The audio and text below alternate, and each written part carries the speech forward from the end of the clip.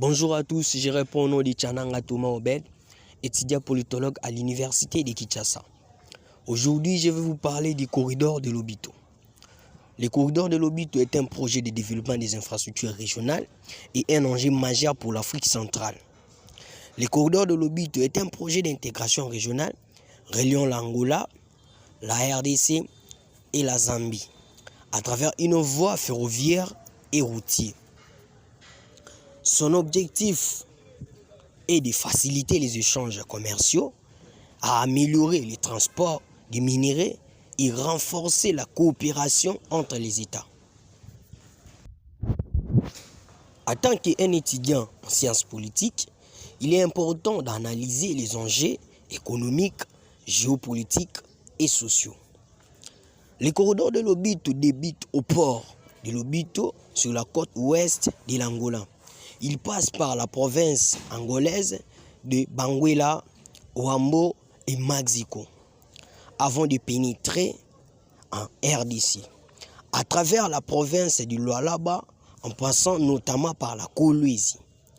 Il se prolonge jusqu'au Haut-Katanga avec une connexion à Lubumbashi. Il se termine en Zambie par le poste frontalier de Kasumbalisa. Le corridor de Lobito suit en grande partie les traces des chemins de fer de Banguela remis en œuvre pour les besoins modernes du commerce régional. Le corridor de Lobito a comme impact économique et politique et géostratégique.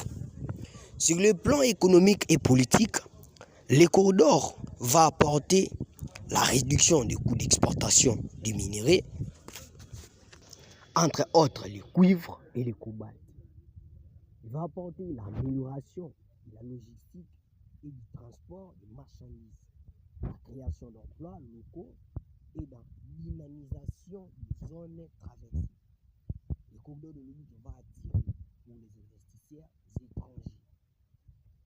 Sur le plan politique et géostratégique, le corridor de Lobito permettra à la RDC de renforcer la coopération régionale entre autres la RDC, l'Angola et la République du Zambie.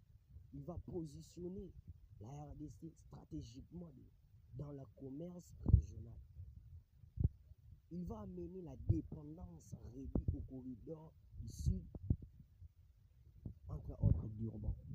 Le corridor de Lobito a aussi des défis à surmonter, comme les infrastructures internes encore faibles en République démocratique du Congo, l'insécurité dans certaines zones minérales, la corruption et la lenteur administrative.